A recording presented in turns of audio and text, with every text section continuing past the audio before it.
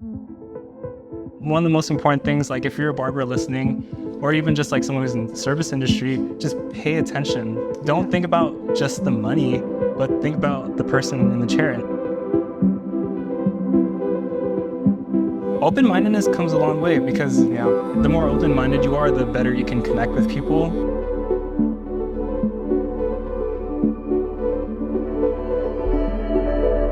With a lot of like social media, like a lot of people are lonely. A lot of people are like, people need people. People need people. People need people. Thank you for being here with us. Thank you for being a fly on the wall. Hope you guys are encouraged. We'll see you guys next time.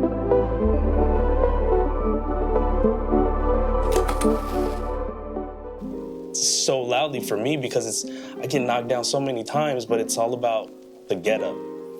And for people to see like, yo, this guy is not giving up. And it's hard to beat somebody that doesn't give up, right? So even now, I mean, you look at me, 15 years in or whatever, but I have a new shop. I feel like I'm just getting started. What's up, everybody? Welcome to another episode of The Green Room. Today, I have a special guest, my brother, Mike Ancheta. Mike Ancheta he's more than just a friend. He was my first boss. When I first got out of barber college, you gave me a shot. I remember I reached out to you right when I got my license, and I said, Mike, I know your guys' shop is full, but can I please get a chair at Legends Barbershop in Milpitas? And you gave me a shot. I was the first ever barber intern in the world, I feel like. Yeah. And you really taught me. That's true. You taught me my chops, bro. You taught me how to be cleanliness. You taught me cleanliness. You taught me timeliness. You taught me what it means to interact with clients. And yeah, I kind of want to hop into this conversation where you get to share your side of what it means to be a business owner, what it means to be a husband, a follower of God. We're going to jump into all that, and I'm excited for you guys to hear this. So, Mike, welcome to The Green Room, bro. Thank you so much. Thank you, everybody. Thank you so much. Well, I guess my name is Mike Ancheta, loving husband, father. I own a barbershop called Legends Barbershop.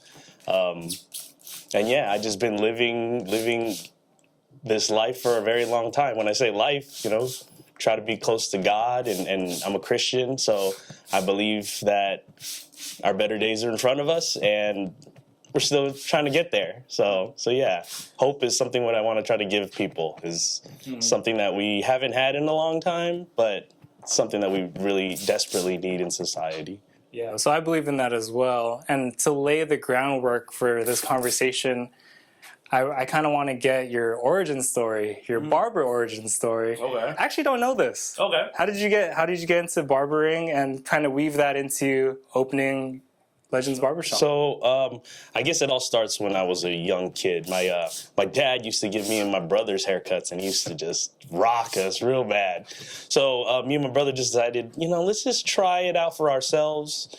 This is, again, prior to internet or anything like that. We were just kids trying to do things. So we used my dad's clippers and we went to town, and it was probably one of the worst experiences because I think we shaved each other's heads, and we just got better and better at it. And, fast forward to the future, or fast forward a little bit, a couple of years later, I was actually working as a pharmacy technician. So I was working for pharmaceuticals at the time. And and I was working at a place, I think I was working at Costco, and I got laid off from that position. Okay. But I just remember my wife, which is my girlfriend at the time, she asked me like a question that kind of changed the trajectory of my life. And she asked the question like, what do you see yourself doing, right? And I was just like, I used to like to cut hair. And she just was like, well, maybe go to barber school, maybe see how it goes. And if you don't like it, we're just going to go back to square one, right? So I shout out to my wife. I know she's listening right now, but shout out to my wife, because I believe I didn't know how to become a man until a woman came and showed me what a man is supposed to be, and she was that for me. Yeah. And so so from barber school, I went to barber school and I loved it. It was a place where I could be creative, and I grew up doing graffiti art.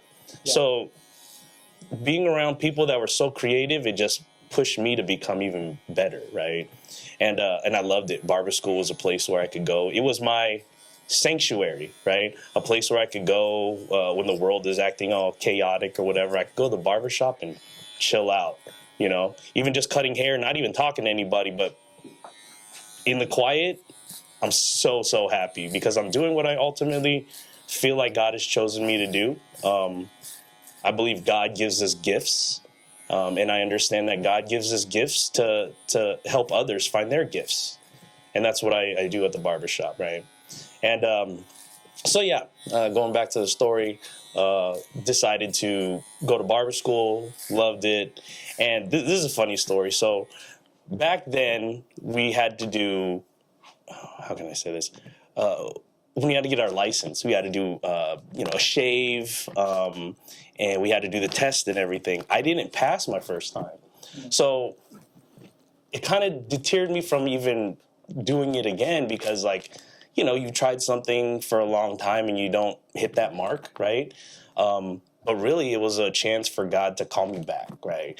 And that's what happened. I was down on myself, probably one of the lowest times of my life, and I called to him, and he said, you know what? Continue to do it, and I promise that I'll bless you even more than you could ever imagine, right? Wow. And that's what it was. I went for my second time. I didn't pass my second time either. So I'm a 3-striker, right? So again, it took me a very long time to get over myself and kind of understand what he was trying to do for me. So the third time I went in with like an open heart, and I said, if I had to do this 100 times, I'm going to do it 100 times because it's not about the prize at the end. It's more about like who you become on the way there, right? Yeah. I'm glad you mentioned that part of your journey because some people who are watching, they'll look up Legends Barbershop on Yelp and they'll see, wow, look at the thousands of reviews, look at the 5 stars, look at all these great haircuts. And they would have never imagined that Mike was a three-striker. Right? And I struggle with that where I'm very averse to failure in a way, and maybe some people resonate with that. For sure. Because we all want to be perfect in some way. And over the course of these podcasts, I've been able to really listen to my guests, and one of the resounding themes is that we're not perfect, and that's okay. And that's the best thing that we can do for ourselves is just accept the imperfections along the way. Yeah, the difference is, I mean, my story is different than everybody else's story because, again, I went to barber school in probably 2008, so it was a long time ago, right? A lot of differences now. I guess nowadays people don't even have to do the practical exam to get... It's a lot easier to become a barber now. That's what I've noticed. And so after barber school, how about this? The third time going into taking my test, I actually opened up the barbershop. I leased a spot in Milpitas, and I told God, I said, you know what? If I have to do this 100 times, I'm going to do it, but only to glorify you. And that's when he was just like, this is what I wanted for you. And the third time I went in, I got my license. Yeah. So it was kind of like, I had to invite God in before he was able to bless me, right? Because there was a couple of people that went through that, you know, for the first time and they passed. And I'm like, I'm way better than them. You know what I'm saying? Like, how come I get the short end of the stick if I'm like, you know, following you and doing the best I can? But really, in hindsight, what he was trying to teach me is like, I'm not trying to let you be like everybody else, right? If that never happened, I would have never opened the shop. I would have never met you guys, you know? I would never be here, you know? I'd probably be like a sad person, angry, mad because I couldn't do what I ultimately was chosen to do. And it's to help people. Mm-hmm. So let me track with you. So 2008, that's when you graduated Barber College. Yes. And then what year did you get your license, and then what year was it when you opened Legends Barbershop? So I got my license in 2009, opened the shop in 2009, and it was a very slow climb. It was just me, I had 2 chairs, and I read this book before I even started business. It's called The E-Myth. And what it said is, when it comes to business, there's 2 things that's going to happen, right? One is you're going to not get enough income and your doors are going to close. Your business is going to fail, right? Or you're going to get too much money, don't know how to manage it, and you're going to fail and you're going to close your doors. So kind of had to find a way how to make money but sustain. You know what I mean? Because sometimes people want to get there as fast as possible, but the faster the climb, the faster the fall, right? So I remember reading the E-Myth when I first became an entrepreneur. I opened Crown Grooming Club in 2020 during the pandemic, and the E-Myth was one of the first books that I read. So it's funny how you also read that when you first opened up. Sure. And I remember there was a story that they would tell about the pie maker who loves to make pies, who loves to create these delicious pies, but when it comes to opening up a business, scaling it, making a profit, all of a sudden your knowledge on how to make great pies doesn't translate to how to scale a business. Correct. And that's the current situation I find myself in. I started off as just by myself cutting hair. I hired a second barber. I'm on my 3rd now. And now all of a sudden there's this heavy weight of responsibility that now my barbers need to make money. Yeah. At some point the business has to make money. Right. And I love cutting hair, but there's a whole nother modality to business that isn't only cutting hair. Right. So when you first opened up Legends Barbershop, it was you and one other barber. Who was that barber? Oh, so yeah, the first guy that I chose to come in was Jay. Shout out Jay Fingers. You know? Jay Fingers, we love you, brother. Yeah. So shout out Jay, and yeah, so it was just me. I guess in the beginning it was just like me trying to put my name out there, doing the best I could. But what happened was after about a year, I started drowning in my business. Like you can imagine, you're cutting me and like 10 people are waiting for their next cut, right? There's no online system available. So it was like people were just waiting for me. And I had to find out a way in order to service them. So Jay came along, and man, it was Jay and Mike show for a few years, and it was awesome because we were killing the game. We were the new kids on the block, you know, and we had this particular style, and they needed that, I feel like, at the time, you know, where everything was kind of bland and everything was kind of old school. We kind of came in and changed the game a little bit. Excuse me. And it was awesome. And then after a few years, there was more barbers that saw the value in what we were doing. And I believe the next person was Jordan. And then JR came on after. Shout out Tabor Gang. Right? Shout out Tabor Gang. JR, Jordan, and Don. It's funny because I don't even know if people know what Tabor Gang is, right? They only know of Paradox, right? Yeah. So Tabor Gang came in, and it was an amazing time. It was like magic, bro. Like, it's like when you surround yourself with like-minded people, you can go freely and become who you want to be, you know, without any kind of judgment. You just do it, and they love it, and you love what they do too. So we were just bouncing energies off of each other, and yeah, it was an amazing time. And then slowly after, that's when you came in, right? I want to get your perspective on that. Sure. Because I'm 30 years old now, and I believe when I came into the shop interning for you guys, I was 20 years old. Okay. Straight out of barber college. Yeah. And so I'm at an age now where I was you with my own business. Yeah. And so that's a trip. And I have my own perspective on how it's like to bring in young talent. Yes. How was it like bringing someone like me in? Because I was pretty rough in my 20s. Yeah. What was your experience with me? Let's see. So I remember you back in the days because you used to dance, right? Yeah. Yeah. So I remember you, and we had conversations when I used to cut you, like, about dancing and stuff. Yeah.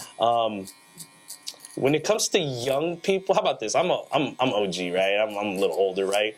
And at one point in my life, I was like, what can young people teach me that I haven't already figured out myself? Kind of closed off to, to the new generation. But I had to kind of break away from all that and realize, like, you know what? They have so much more that I could learn from them than what I previously thought. So kind of opening the doors to younger people was a blessing because, one, it kept me young, right?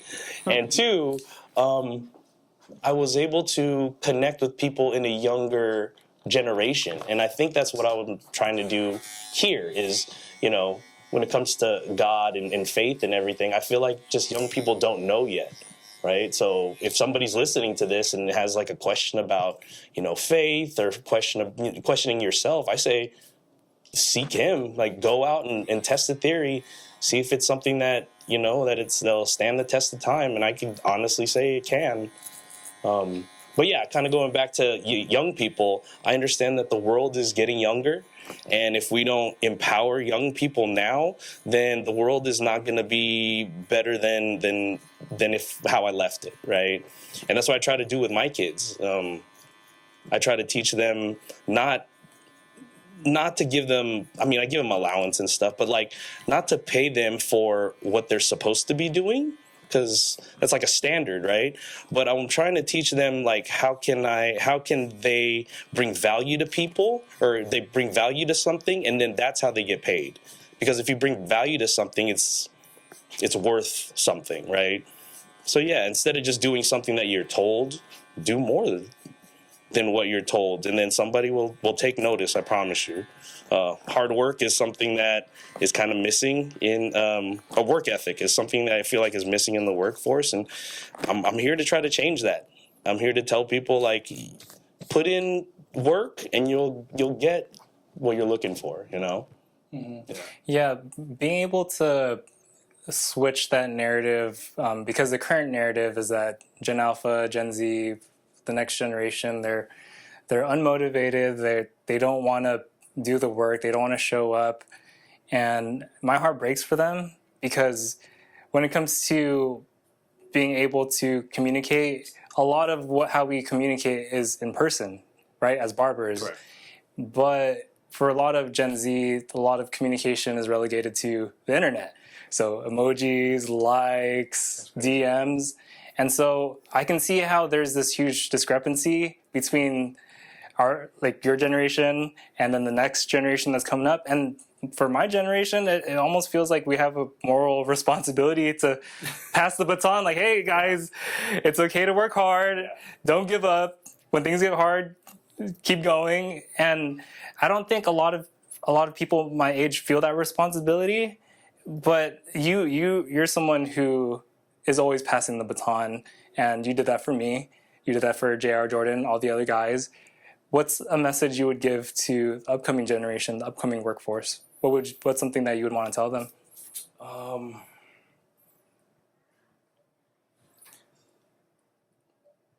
I think what I'm trying to convey is that I don't want to be just a good person, right? Because there's a lot of people out here that are a good person. What I'm trying to be is a God person, meaning somebody that sees the good in people. And that's what I want to convey for the young people is all this internet stuff. And I don't want to sound like an old head, but a lot of it is negative. It's pointed to all the negative stuff. And it's funny because I look at all the DMs too, or I look at all the comments too, and they're funny, right? But instead of focusing on the negative and make it funny, how about we change the narrative and make it positive, right? So there's a equation that I live by. It's E plus R equals O. Event plus your reaction equals your outcome. So I like to think, like, when something happens to you, just say, since we're older men, right? Just say if you had a girlfriend, right? Okay. And your girlfriend is saying, oh my gosh, I'm pregnant, all this stuff. And your reaction would be, like, if it was a negative reaction, like, what? No way. Like, we have to go to the doctor and just make sure you're not messing with anybody else. Like, so the outcome is going to be a negative outcome because you're not happy and positive about it, right? So kind of on the opposite end, if the event happens, your girlfriend tells you they're pregnant, and you say something like, oh my gosh, that's, it's so amazing, but we have to go to the doctor to make sure you're healthy, right? It's ultimately it's the same thing, but you word it in a positive way, right? Yeah. So your outcomes are dependent on how you react to certain events. Correct. So I kind of wanted to ask you too, being a business owner doesn't come without its challenges. Definitely. I'm a firm believer in that, being 3 years in now.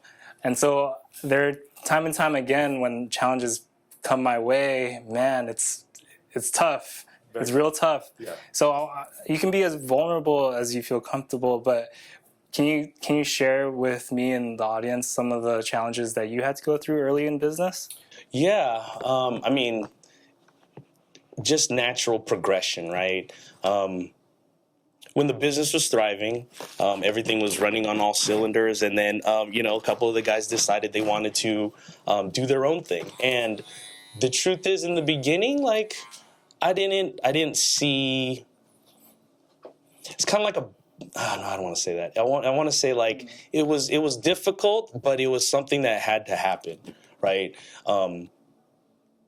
I think what happens is we give so much to somebody or people, and you could only hope that they get reciprocated. But sometimes it's not, and that's okay, right? But it took me a long time to realize, like, what I did is I showed every barber that I worked with, or I showed them themselves, and that they could do it for themselves. So instead of doing it for me or for somebody else, I give you the power to go and do it for yourself, right? So I think I've been watching a show called The Chosen, and it was talking about Jesus and his disciples.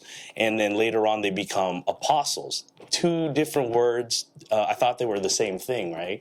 So being a disciple is you're learning from the teacher, right? But when you become an apostle, he gives you the power to go do it for yourself, right? So that's what I feel like I did. I showed people themselves and showed them that they could do it themselves, So like one of the challenges was kind of getting over myself. But the truth is, when you get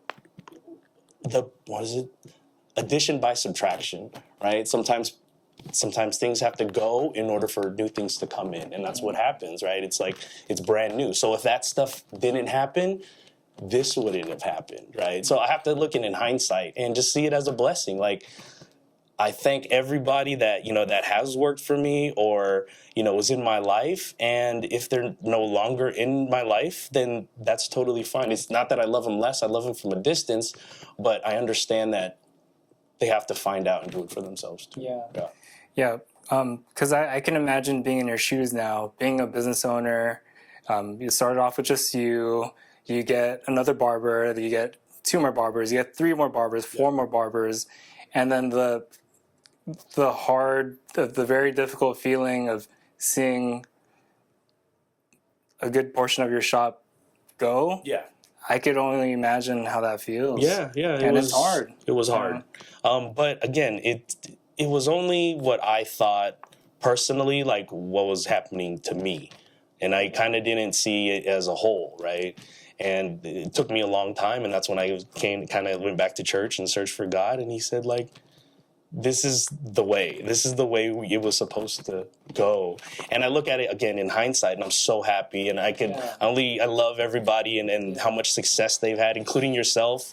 And I feel honored, actually. I feel honored that I was able to help people find themselves, Yeah. Everybody needs a Mike in their life. Everyone needs someone to give them a shot. Yeah. And that's, you would think there's more people out there that are like you who give shots like that. Because as a business owner now, I got very personal with my new business. I would tell myself I need it a certain way, and I can only hire a particular person. Correct. And there's nothing wrong with knowing who you want. But at the same time, I learned that giving opportunities to people and seeing them grow is almost more rewarding. Because it would be great to have a polished team right out the gate, but why not see the potential and who they could become? When I first joined you, I knew how to cut hair, kinda. Yeah. But my customer service, my business acumen was definitely lacking. Yeah. And you gave me a shot anyways. And that's what I would want to encourage you to, Mike. Man, continue to give people shots, bro, because there's not a lot of people who do. And you're one of those. And look at where we are, guys. Yeah. Look at where we're standing. It's so crazy. Mike is a huge progenitor of what the green room is. He taught me how to talk to people. I was a very shy introverted, and I'm still very shy introverted and awkward, but I'm a lot better because of you. And I thank you for that, bro. Hey, man, you're welcome. I mean, it goes both ways, right? Like, you doing this, it just gives... It kind of lights a fire under me. Like, man, I need to do some cool stuff too. You know what I mean? And the guys at the shop, shout out everybody at the shop: Fresh, JB, AJ, Larissa B, Joe, Alex. Yeah, they really helped me become a better person. Yeah, just because I see what they do, and it some people would look at somebody and just like, oh man, he's doing the most, like looking as a negative. Nah, I look at it as a positive. Like, yo, if he could do it, I could do it too, right? Yeah. There's a term that you brought up to me when we were hanging out. Vujade. What does that mean? Can you explain what that is? Yeah, so I don't even know where I heard this from, but vujade, right? So most people are familiar with deja vu. Deja vu is like a familiarity where you've been somewhere before, right? Everybody kind of knows and has felt that at one point or another. Vujade is a little bit different. Vujade is when you've seen something like every day for a very long time, and all of a sudden something happens, and now you see it with a fresh pair of eyes. The example I like to give is, sometimes if you're hanging out with some friends, right, and it's like co-ed, and just say there's a girl there, she has glasses and she has her hair tied up in a bun, like not the type of person that you would look as dateable or a suitor. And then something happens where she does something, and all of a sudden she takes her hair down and she like takes her glasses off, and you come to realization that like, yo, she was beautiful this whole time, right? You've seen it in movies, but I always tell people that at the barbershop, because the truth is, I'm not trying to put makeup on to mask anybody. I'm just taking off something for them to truly see who they want to be, right? So Vujade is something where it's like, yeah, you see something with a fresh pair of eyes, and I live by that. Again, shout out to B, but we were talking one time, and he was saying, like, it seems like nowadays life, every day is kind of fusing together in one, right? Like every day is the same as the last. And he's like, I'm trying to break the algorithm, and that's what we're trying to do, right? We're trying to break the algorithm of life. Instead of just doing everything the same, maybe try something different. Or if you don't try something different, maybe do the same thing differently. Yeah. And that's okay. Just like even cutting hair, there's 1,000 ways how to fade somebody's hair, right? But sometimes people only do it because they see what's popular online, right? So yeah, see something with a fresh pair of eyes. So fans of this channel, they're not new to the idea of faith. I've mentioned faith numerous amount of times in previous episodes. And so the bedrock of who I am as a barber or even business owner or as a husband or as a father is rooted in my personal relationship in God. And I've shared that in multiple episodes in the previous pods. I kind of wanted to get your story because you're someone who is a big believer in God, and faith kind of dictates a lot of what you do as a business owner. Can you share with us your faith journey? How did you get to know Jesus? How was it before you met him and after, and how has he integrated into what you do every day? I guess I would start off in being Filipino, right? We went to Catholic church, right? Oh, yeah, you're just default Christian. yeah, default.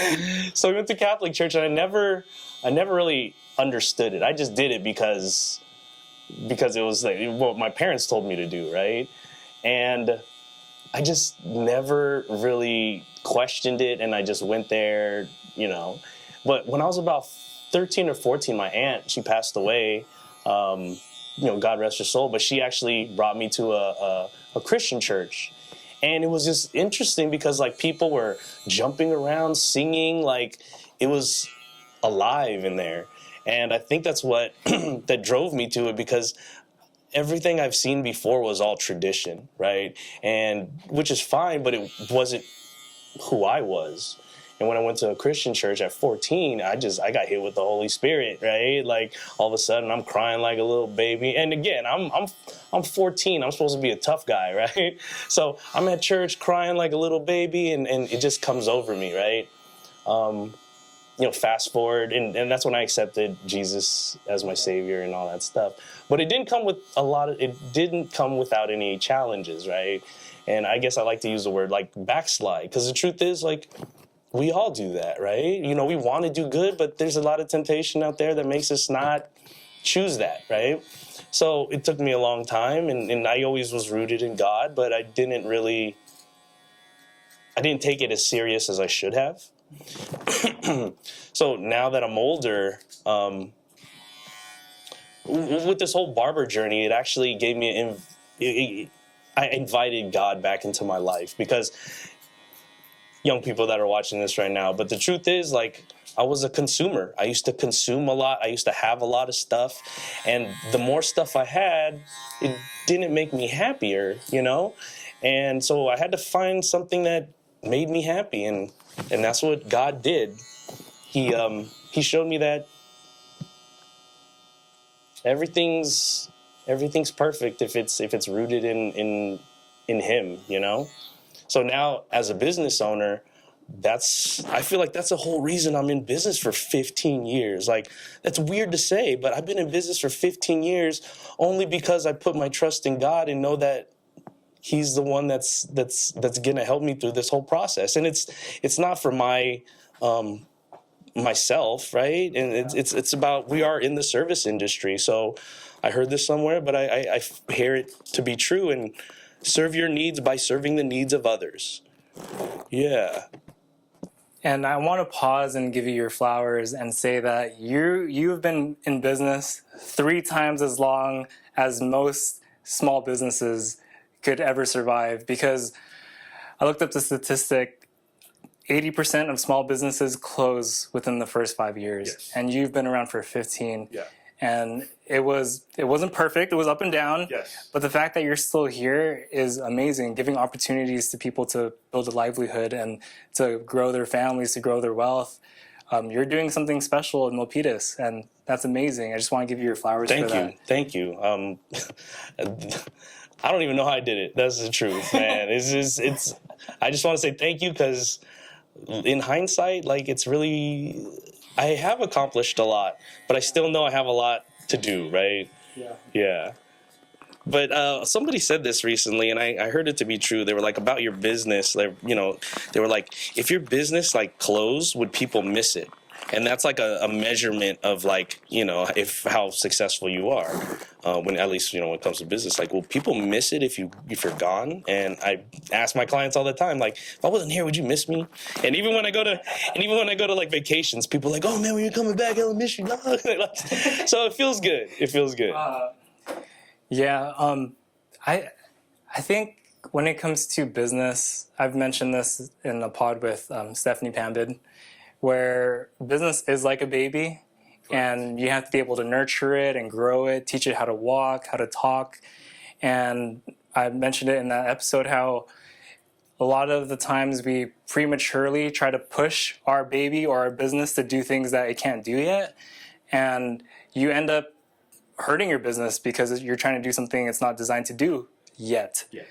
I look around, I see barbershops popping up all over San Jose, and I see barbers popping up out of the woodwork. The barber industry is popping, y'all. Yeah. It's crazy right now. It's crazy. It's a good thing, because that shows that our industry is being taken seriously. Yeah. It has value. People are seeing, oh, I could actually become a barber and have it be a financially viable option for a career. When we first started cutting hair, people questioned it. Yeah. Saying, you're going to be a barber? You would only make like $10 an hour. Yeah. But I see barbers now cutting hair in their garage, making tons of money. Yes. And all respect to you guys. And so when it comes to all these barbershops popping up, naturally competition gets mixed in, naturally comparison gets mixed in. Mm-hmm. How does Legends Barbershop remain true to itself in the sea of multiple barbershops popping up everywhere? How do you guys stay true to yourselves? I like to think that we set the standard, right? So new shops open, and shout out to all the new shops if you guys are listening to this. But they're just imitating what they see. And I think my shop has been around a long time, that people know what they're not necessarily getting, but what they're going into, right? Like if you come to the shop, it's like a good vibe, right? And I think just to stay true to the core is people, right? You have clients, and you try to, how can I say this?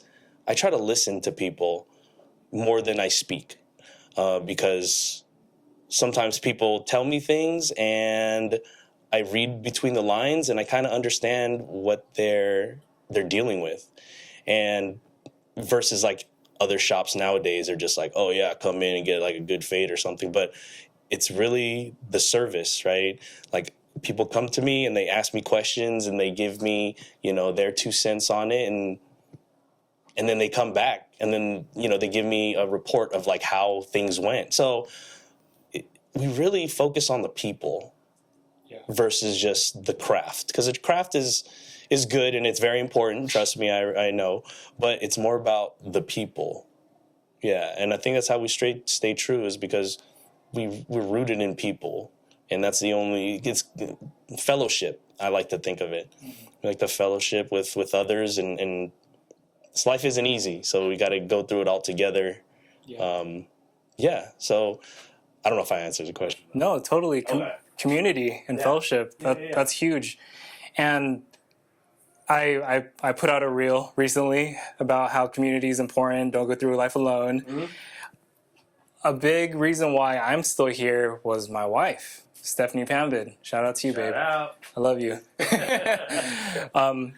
How was it like for you and Prishni going through the ups and downs of business ownership? She obviously has her own career as well, balancing life with kids.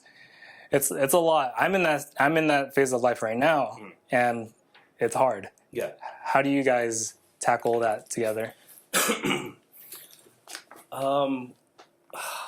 love my wife so much because she really helps me communicate and kind of think of things where I don't think of things, right?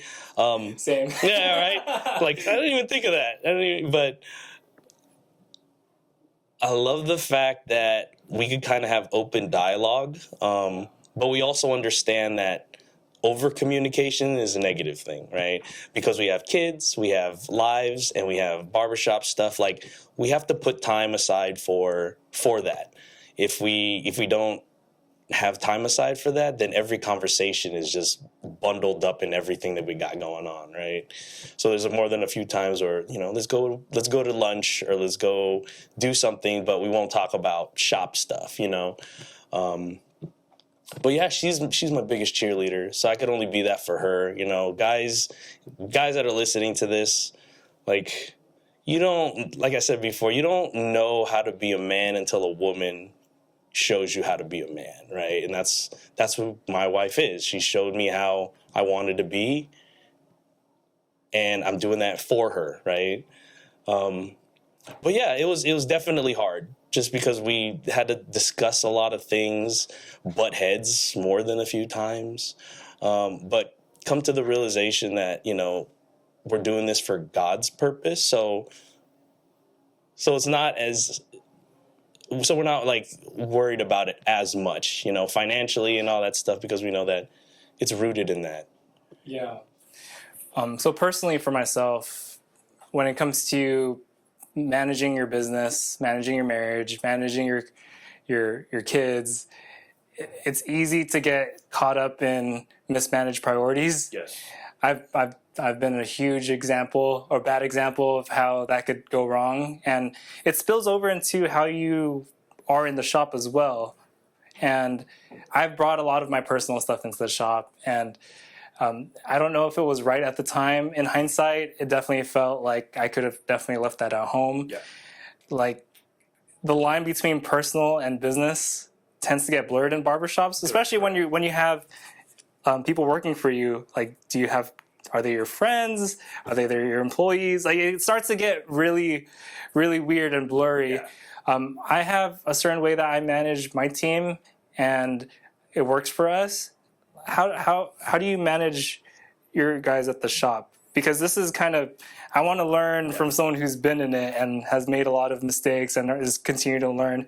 What are some of the techniques that you employ to kind of distinguish that relationship or to make it better? I guess I like to think of it as when I was younger, I used to work at odd jobs, and back then management style was a little different. It was micromanagement, right? So as I got older and as I was able to get people that would work with me, I try not to micromanage as much as possible, right? If anything, everybody has their own creative way of doing things. So as a manager, what I try to do is I find out people's strengths. And once I find out their strengths, I'm able to learn how they learn.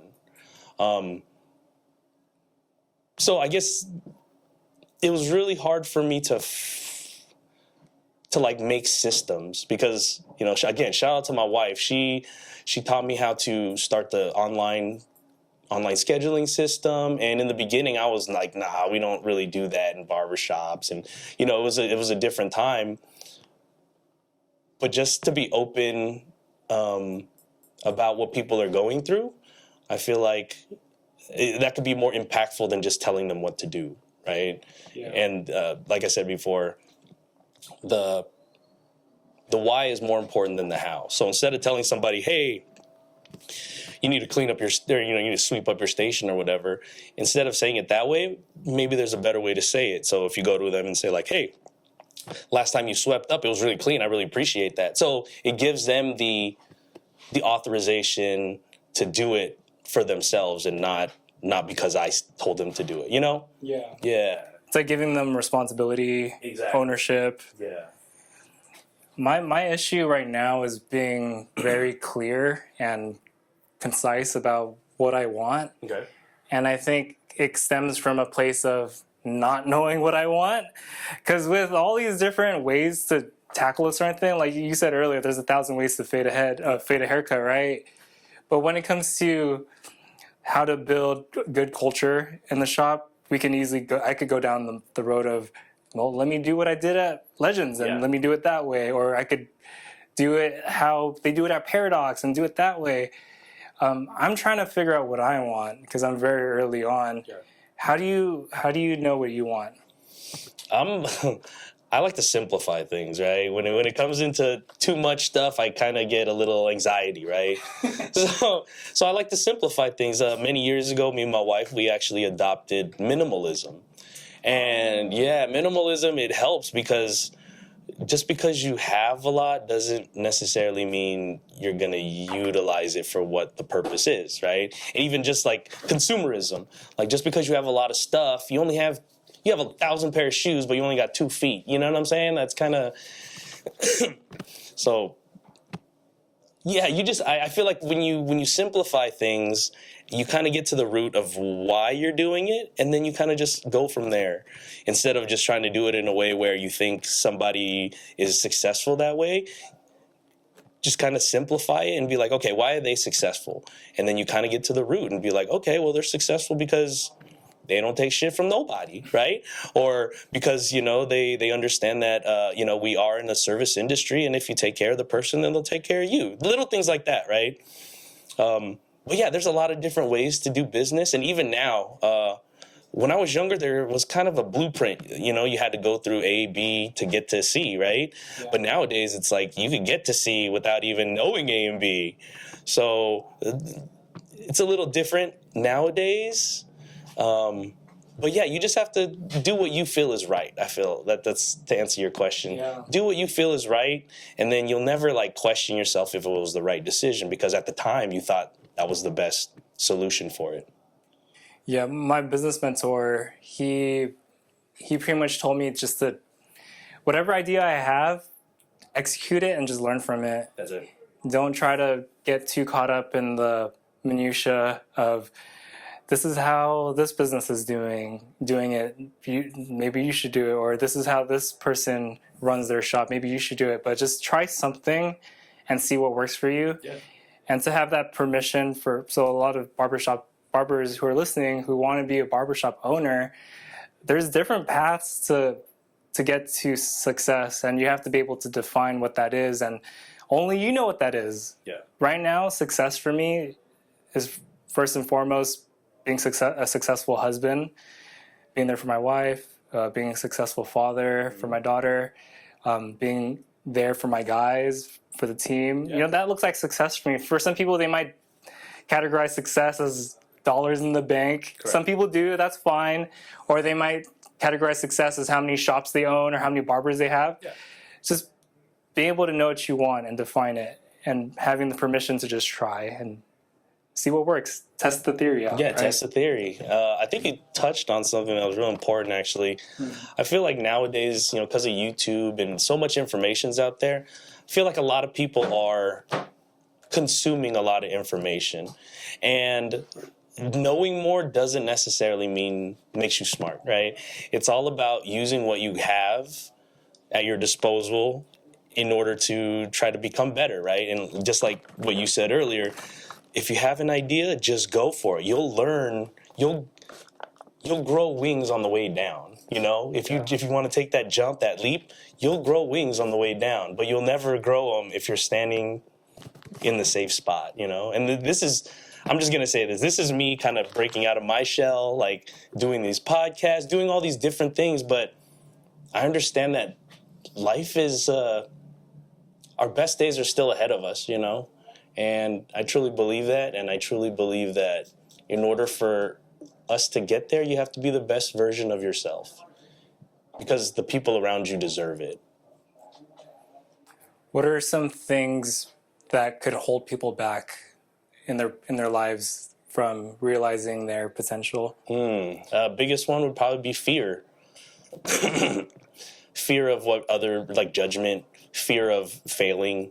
I grew up and I didn't really know about other emotions other than anger.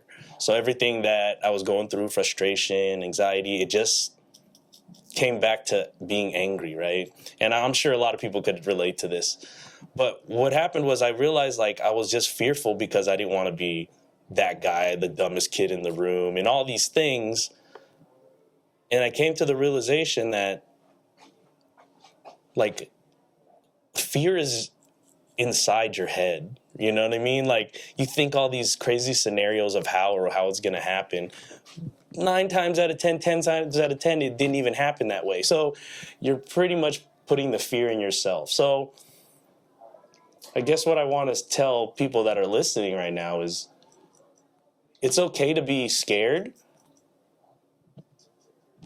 And it's okay to try something new. Again, I just built, this new barbershop. I don't know if, you've been there. Yeah. But I built the new shop not only because I wanted a bigger spot, but because I wanted to show people that there's so much more out there than what we've previously been given. Everybody went through COVID and it was a horrible time and all these things, right? But I saw the light in it, and people are still indoors kind of scared to go outside.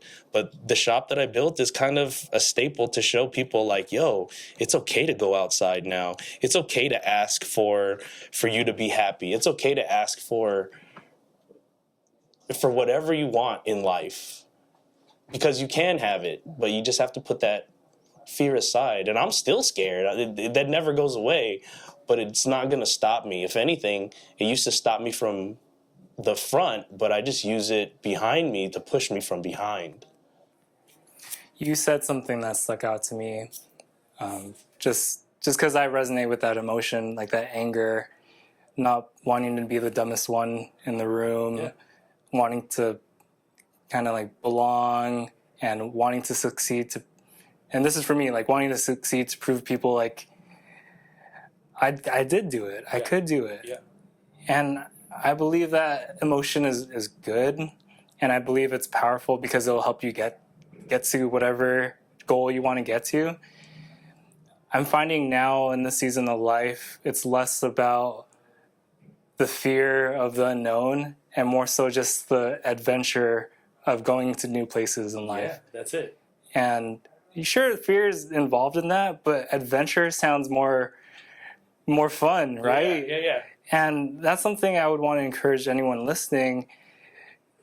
Take the fear and acknowledge it. Take the emotion of anger, acknowledge it, but also see how that in and of itself is a journey to figure out why, to figure out where we're going. And to me, I hold a lot of anger, and maybe that's why I gravitate towards you because we're the same. Yeah. But how has your journey towards addressing that changed? Like, do you still struggle with some bouts of anger, or is it something that you've addressed and you're continually working on? No, it's a life journey. It's every day. I try not to be angry, all this stuff. But I think kind of like what I said earlier, the event plus your reaction equals your outcome. So I try my very best to have a positive outlook on life, right? And I could only hope that people see that and kind of realize that, you know what, I can do that too.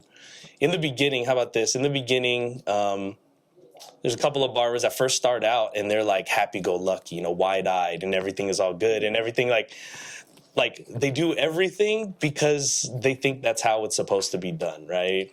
And then later on, it kind of goes a little south. Like they get a little upset because clients aren't coming in.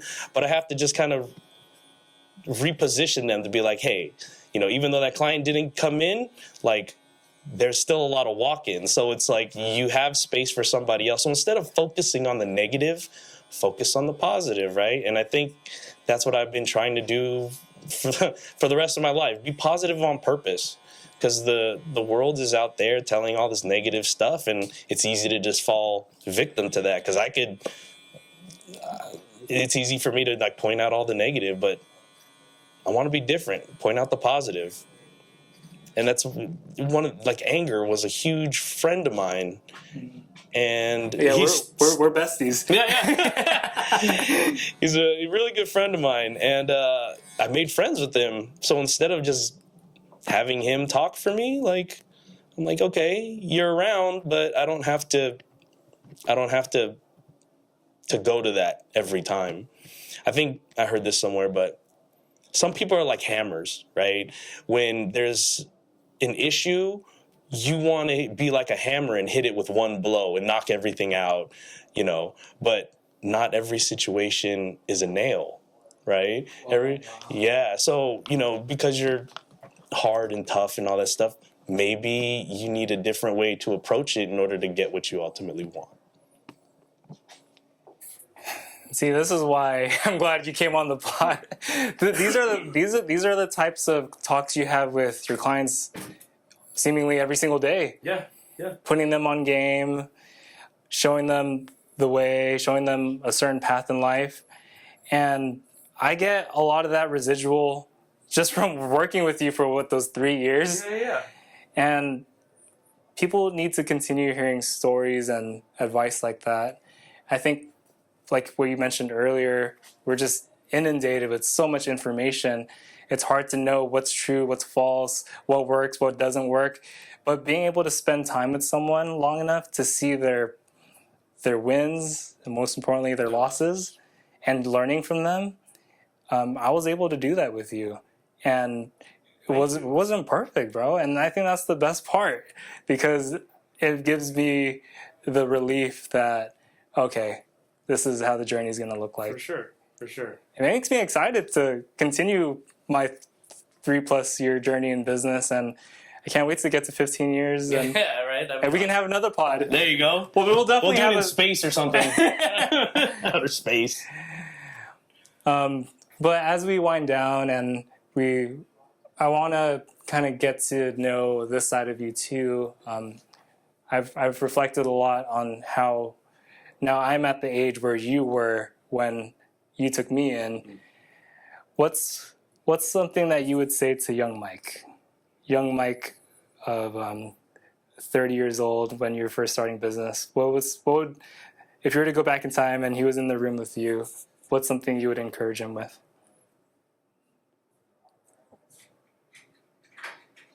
Don't give up.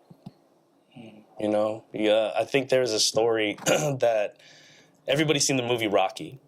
And in the movie Rocky, Stallone gets knocked down, but what's the other guy's name? Creed. Creed is in awe because he doesn't stay down. And I feel like that speaks so loudly for me because I get knocked down so many times, but it's all about the get up. And for people to see like, yo, this guy is not giving up. And it's hard to beat somebody that doesn't give up. Yeah. Right? So even now, I mean, you look at me, 15 years in or whatever, but I have a new shop. I feel like I'm just getting started. Wow. You know what I'm saying? Yeah. So yeah, I just kind of lead with that. It's just I want, just like this. This is exactly what I wanted. I wanted businesses to be rooted in God.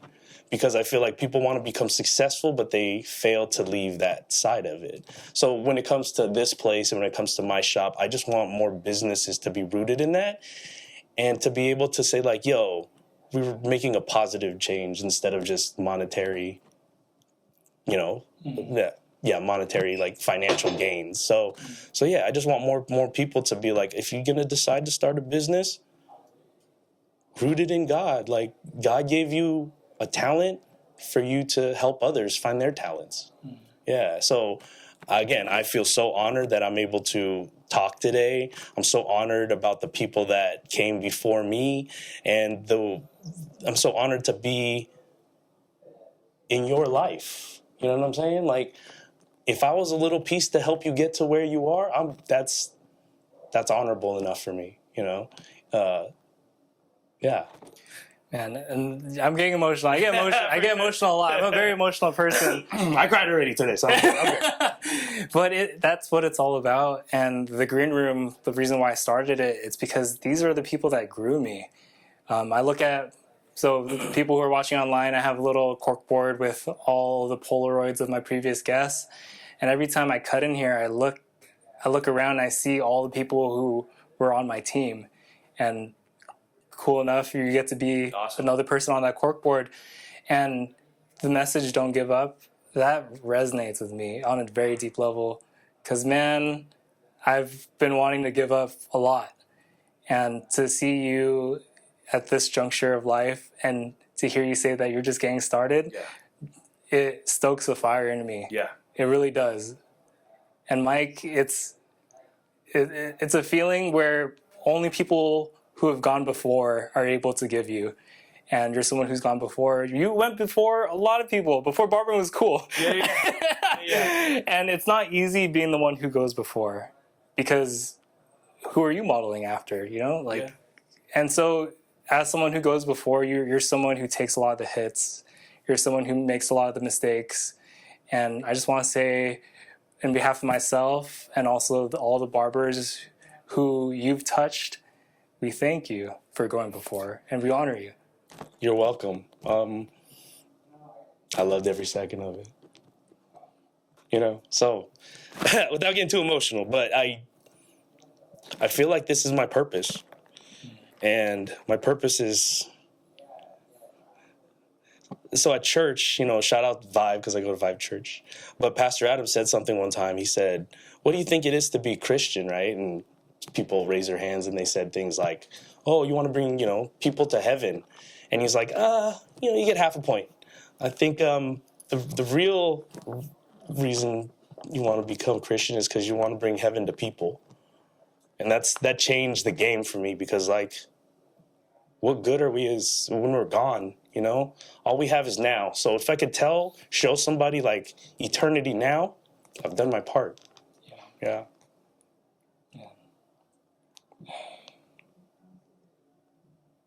I love it. I love life. I live with the glass not half full, full. Sometimes I have situations where it's really hard to see past it, but I just need to know that I have to go head first and learn from it, although everybody doesn't want to take losses, but it's all learns, right? Yeah, lessons that we learn. So, and I really want to sit in this because you talk as someone who has seen a lot. yeah. And you continue to put a smile on for everybody still, despite seeing a lot. And that puts wind underneath my wings, knowing that because you didn't give up, it gives me the fuel to continue going. Because this body, this mind, this machine, whatever it is, it runs on something, and it runs on stories like these. And from the bottom of my heart, Mike, you're able to help me keep going because life is hard. It is. Let's scratch business. Let's scratch barbering. Life is hard. Yeah. And stories like these here in the green room, this is what is going to help us get to the next road marker, to the next mile marker. I got into running last year before it was cool. Yeah. But when I was running my marathon this past April, I remember I was so gassed around mile 18, around mile 19, and it's out of 26.2 miles, right? What kept me going was the fact that at every single station, they space out the stations every couple of, not every half mile or so, is even though I was one of the last ones to finish, they still stayed. And they were still encouraging me, saying, hey, you're almost done. Hey, you're almost there. Hey, here's some fuel for the next mile. Here's some water. We know you're thirsty. In this life, bro, if we don't have people at those rest stations, if we don't have people at those recharge stations, bro, life it gets really, really difficult. Yeah. You almost want to give up because there's not enough people encouraging you to do good, right? And I encourage you, whoever's watching this, if you sat and listened to everything, I encourage you to help others, right? That's what God wants us to do. If God's invisible, right? You have to use your imagination, but you can give somebody a good day. And that's what some people need sometimes. At the barbershop, people got things going on, but if you give them a good day, a good hour, a good time, it changes the trajectory of their whole life, And yeah. So I want to give you the last word, Mike. And I just want to say I thank you from the bottom of my heart. This was therapy for me, and this is also encouragement for me. But I want to give you the last word. Any other thoughts on what we just talked about? Anything on your mind? I just want to say thank you, because I lived an amazing life, and God strike me down now. It's perfect. Wow. And I just encourage whoever's listening, your better days are still ahead of you. After COVID and all these things, you probably got a lot of accolades and don't know what the next one is. But I truly believe that there's more out there for you. You just got to go and find it. Seek God, and then He'll teach you and He'll tell you who you are, Amen. Right. So how can we support you, Mike? How can we support your business? Where can we find you? Oh, okay. So, yeah, I'm in Milpitas, California. Come to the barbershop, and just good vibes, come in with a open heart. You'll hear a lot of stuff, and hopefully you won't get in trouble, telling what you heard in here. But yeah, just come to the barbershop, and you could have a breath of fresh air. It's a place where guys, even some women, you come in and just, it's okay to be vulnerable. It's okay to be not Mr. top of the game or anything, but we talk about it at the shop, and we understand that, hey, today might have been bad, but tomorrow's way better, Yeah, and we encourage each other. So encourage your friends, encourage your family. If they have businesses, if they have something that they want to go do, encourage them, even if it's like something that you wouldn't do yourself. Like that little help will help them get to where they want to be. So yeah. Thank you for that. And all of Mike's socials, the website to his barbershop so you can book appointments, I'll leave that in the description below so you guys could go visit and get a great haircut. And Mike, I just want to show you this mirror. But before I do so, I just want to say thank you for taking the time to sit with me and to share and be vulnerable with everyone who tunes into the green room. You're much loved and you're much appreciated, and we honor you. Thank you. Go ahead and take a look, brother. Hey, I look younger. You're looking 32. All right, you guys, this has been another episode of The Green Room. I hope you guys are encouraged, and Mike, the stories that you've told and the experiences you've shared, it's grown me, and I hope for you guys who have tuned in, it's grown you as well. So we'll see you guys next time on The Green Room. You guys take care. Peace. Thank you.